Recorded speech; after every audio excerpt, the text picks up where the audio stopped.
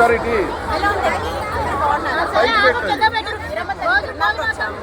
So తిరునాళ్ళ special ఏంటో తెలుసా? జీడి. ఏ తిరునాళ్ళైనా జీడి స్పెషల్. మీకు కూడా తిరునాళ్ళలో జీడీలు అంటే ఇష్టం.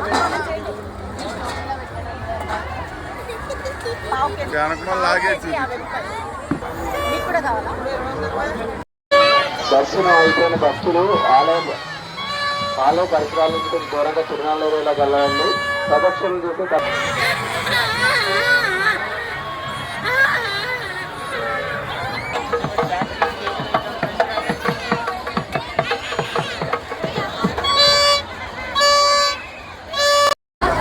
ఫైనల్లీ పేలాలు ఉందా?